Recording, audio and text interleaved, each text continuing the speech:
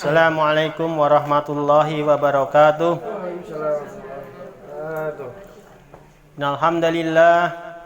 Innalhamdulillah nahmaduhu wa nusalli wa nusallim ala rasulil karim. Ashhadu an la ilaha illallah wa ashhadu anna muhammadan abduhu wa rasuluh. La haula wa la quwata illa billah, amma ba'du. Hadirin yang mulia, hidup ini tidak ada yang lebih bahagia apabila kita ini dicintai oleh Allah Subhanahu wa taala. Kalau seorang hamba ini dicintai Allah Subhanahu wa taala, hidup seperti apapun dia akan menjadi orang yang paling bahagia di dunia yang sementara ini sampai di akhirat yang selama-lamanya. Kalau dia hidup miskin tapi dicintai Allah, dia tetap bahagia. Walaupun dia hidupnya sakit, kalau dicintai Allah dia tetap bahagia.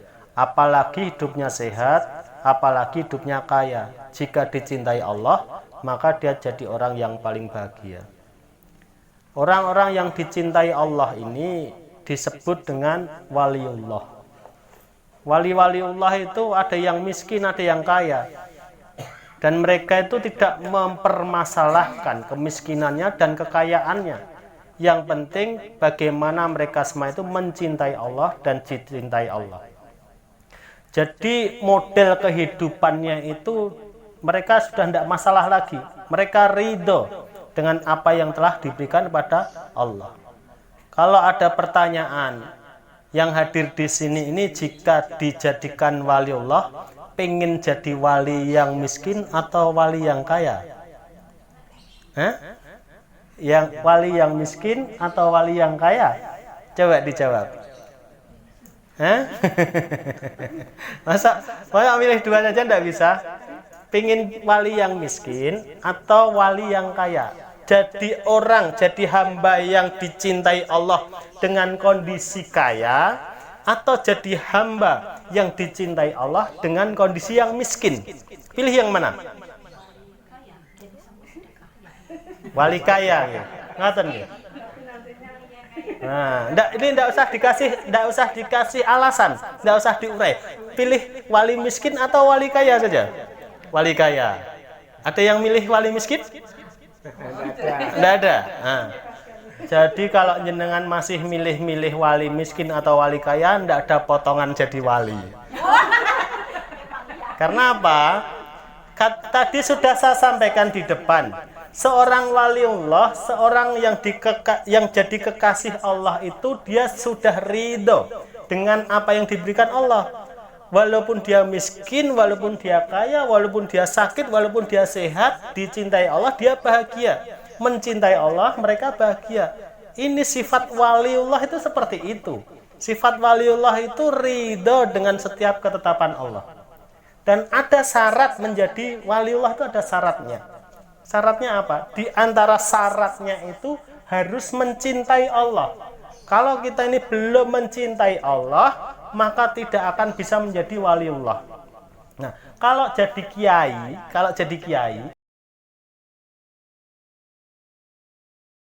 tapi kalau waliullah tidak bisa. Orang kira itu waliullah tidak bisa. Karena di Quran surat Ali Imran ayat 31 ini disebutkan, Qul in kuntum tuhibbunallaha fattabi'uni yuhibbukumullahu wa yaghfir lakum dzunubakum wallahu ghafurur rahim.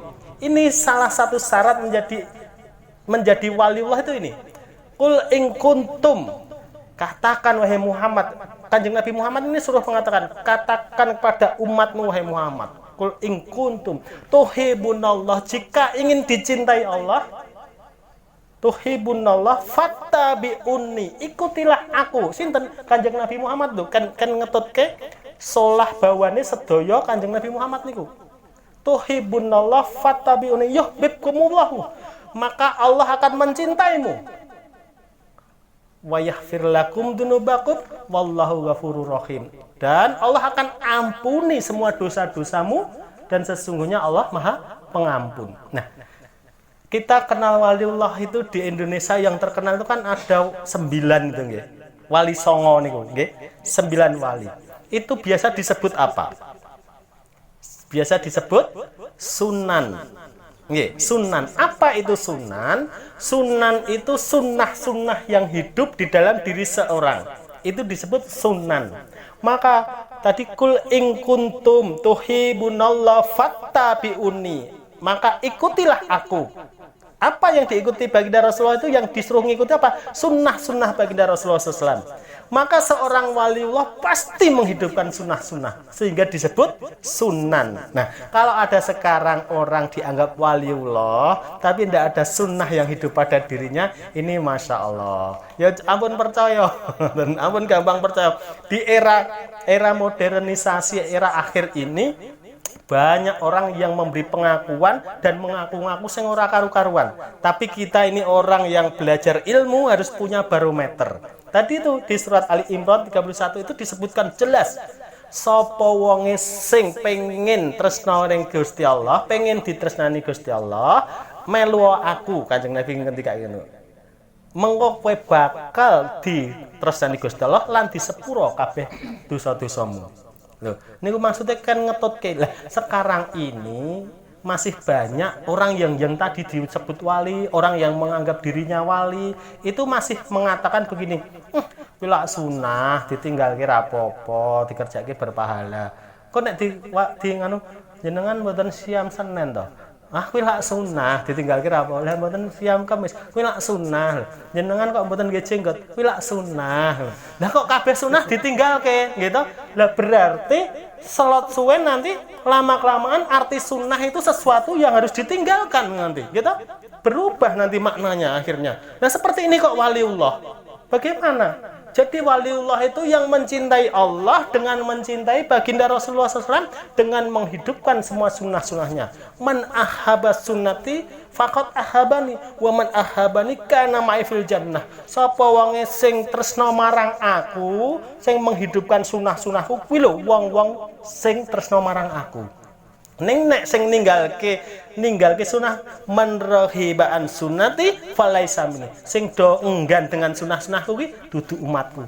Umate Kanjeng Nabi ora kok wali gitu, ngoten lho. Jadi kita harus cerdas, harus cerdik di dalam menilai apa-apa yang disampaikan oleh masyarakat, oleh khalayak, apalagi oleh mass media sekarang ini. Sekarang banyak sekali info-info yang luar biasa. Wong edan dianggap wali. Aduh, masya Allah. Ndak ada barometernya. Nah, kita ini harus pinter. Nah, nanti jenengan berobat yang ngoten niku kayak waliullah. Loh, wali apa? Sunah ndak ada yang hidup kok wali. Waliullah identik dengan sunnah. Karena apa? Wali itu disebut sunan. Ngoten nggih? Paham nggih? Subhanallah wa bihamdika asyhadu alla ilaha illa anta astaghfiruka wa atubu ilaik. Wassalamualaikum warahmatullahi wabarakatuh. Waalaikumsalam. Monggo enten sing tanglet. Pak, terus yang memberi gelar waliullah itu yang punya hak siapa? Nah, ini pertanyaan yang bagus sekali. Kalau tadi kiai itu bisa diberikan oleh masyarakatnya, oleh santri-santrinya, oleh muridnya. Tapi kalau gelar waliullah ini hak prerogatifnya Allah Subhanahu wa taala. Yang menjadikan kekasihnya Allah ini, yang mengklaim, yang mengecap, yang menjadikan ini Allah saja. Manusia tidak bisa. Mas Ismanto kayak wali. Lah sapa sing mendeklarasikan Pak Sulis? Ndak kanggo. Ndak kanggo. Yang mendeklarasikan Allah sendiri. Maka ada satu qauliyah sing ngerteni wali ku ya mung wali ngoten. Terus manusia bisa tahu dari mana? Kan sebatas Kan ada tanda-tandanya tadi. Ada barometernya tadi loh. Ada barometer tadi kan? Nah, yang saya sampaikan tadi, kalau dia itu mencintai Allah sungguh-sungguh dengan menghidupkan banyak sunnah di dalamnya, mungkin jadi dia itu seorang wali. berarti sekarang kemungkinan tidak ada.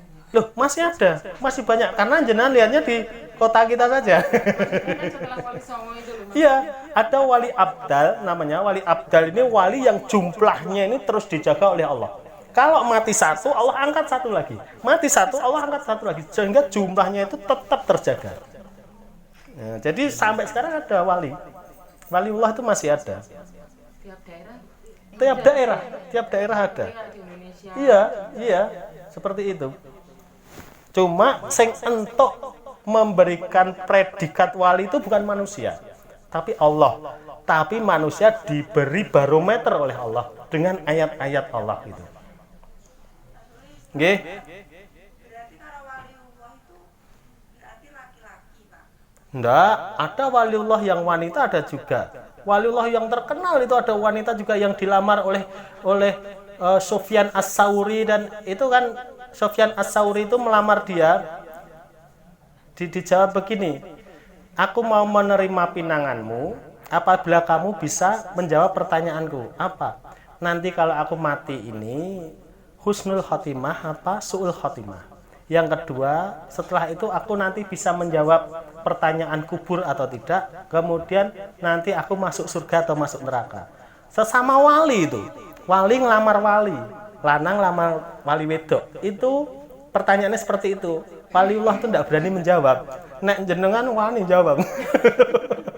Itu malah sesama wali tidak berani jawab. Saya tidak tahu nanti kamu mati husnul khotimah atau su'ul khotimah. Nanti kamu bisa menjawab pertanyaan kubur atau tidak, saya tidak tahu. Dan saya tidak tahu kamu masuk surga atau neraka, tidak bisa jawab. Akhirnya tidak berani nikah dia.